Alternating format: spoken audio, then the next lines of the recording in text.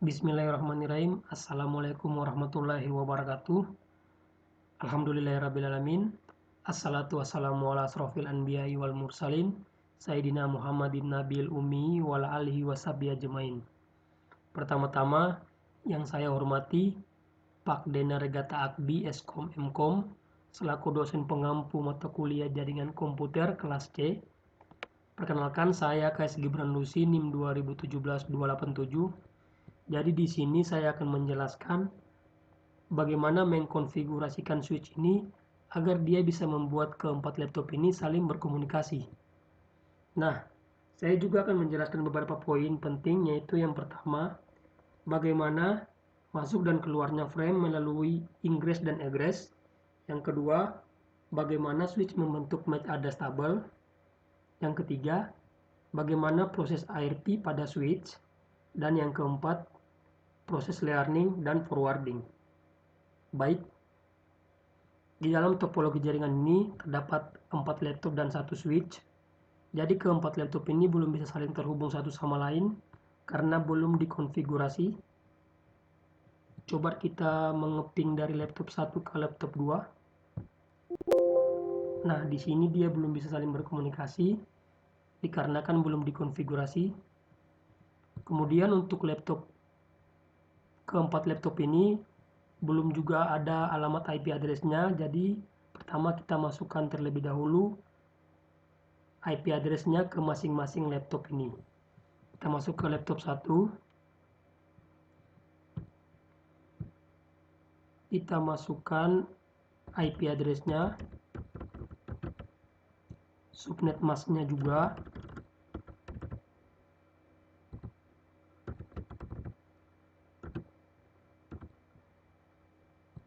Kita lanjut ke laptop 2.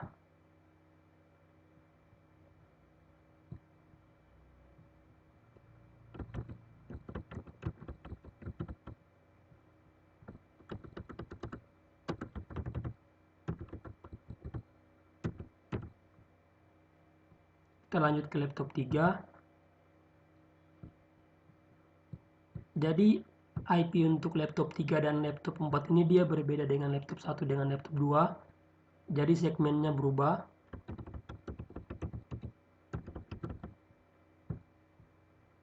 Kita lanjut ke laptop 4.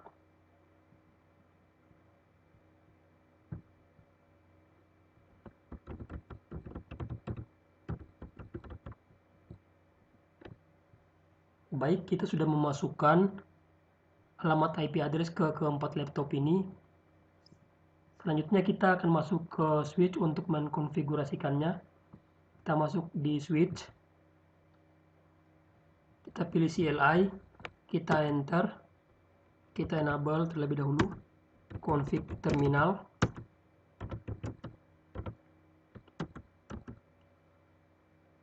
Kita masuk ke VLAN-nya juga.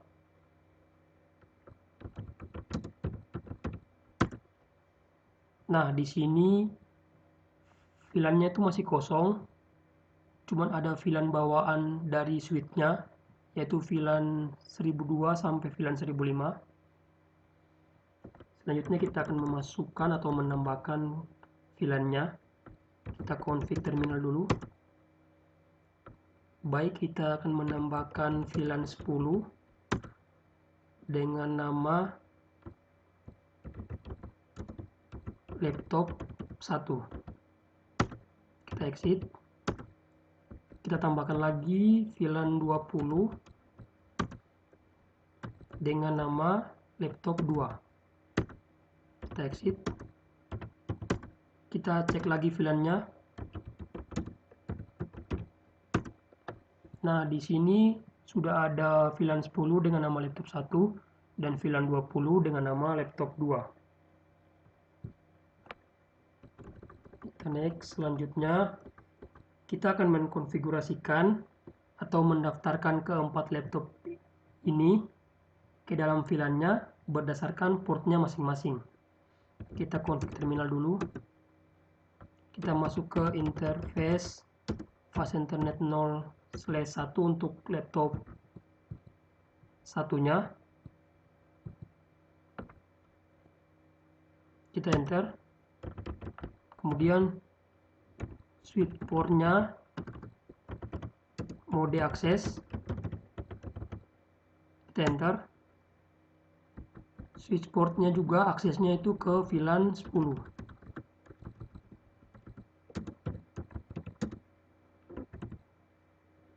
Kita enter, kita exit. Kita tambahkan juga interface fast internet 0/2 untuk laptop 2. Switch portnya juga mode akses. Switch portnya juga di aksesnya itu ke VLAN 10. Kita exit. Kita tambahkan juga interface fast internet 0/3 untuk laptop 3. Switch portnya modenya juga mode akses. Kemudian switch port akses VLAN-nya itu dia ke VLAN 20. Kita exit.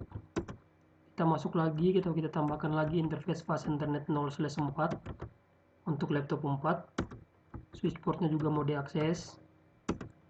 Switch port akses VLAN-nya itu dia juga ke VLAN 20. Kita exit. Exit lagi. Sekarang kita mengecek ke VLAN-nya. Baik, di sini sudah ada VLAN 10 dengan nama laptop 1. Dia di port fast internet 0/1 dan fast internet 0/2.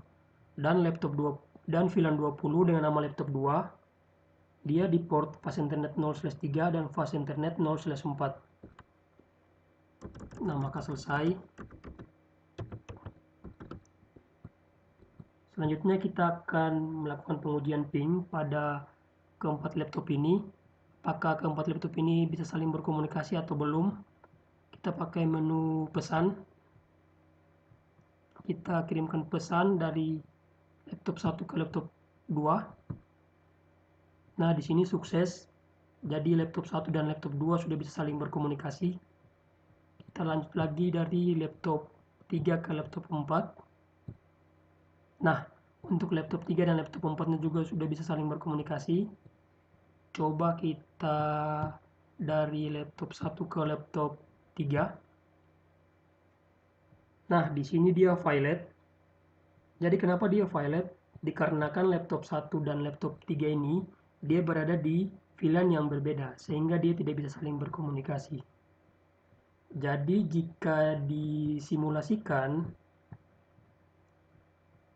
nah, dalam proses ini ada yang namanya proses ingress dan egress. Apa sih proses ingress dan egress itu? Jadi proses ingress itu yaitu port yang menerima frame yang memasuki perangkat. Sedangkan egress yaitu port yang akan digunakan frame untuk keluar dari perangkat. Nah, dalam proses ini ada proses switch dalam membentuk match address table. Proses switch dalam membentuk match address table ini dibantu oleh yang namanya integrity circuit.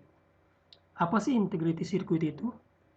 Jadi, integrity circuit itu dia untuk mengontrol traffic data yang lewat dan dapat mengetahui port mana yang digunakan untuk mengirim file. Kemudian, proses switch ini dalam membentuk match address table terdapat 3 rangkaian. Yang pertama, switch ini akan membangun tabel referensi yang disebut sebagai match address. Langkah kedua, switch ini dia akan menentukan frame data yang masuk dan keluar berdasarkan tabel match address. Sebuah switch mengisi tabel dengan merekam match address sumbernya dari setiap perangkat yang terhubung ke masing-masing portnya. Dan yang ketiga, switch ini dia akan menginformasikan tabel match untuk mengirim frame yang ditunjukkan untuk perangkat tertentu melalui port egress-nya.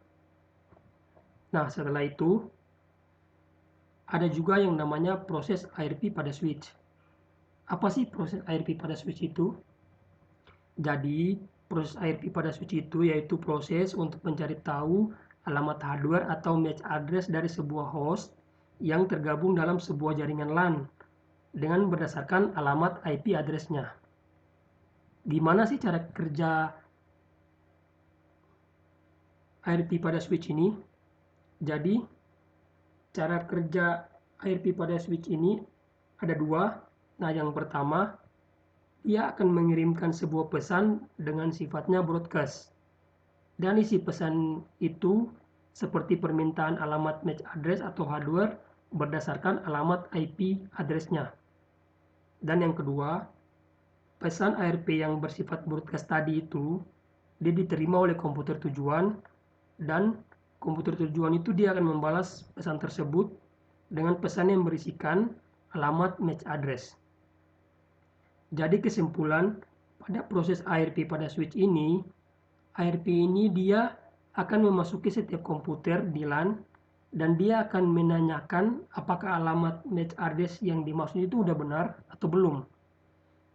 Jika dia sudah benar, maka protokol ARP alamat logis ini akan berubah menjadi alamat fisik atau alamat MAC address.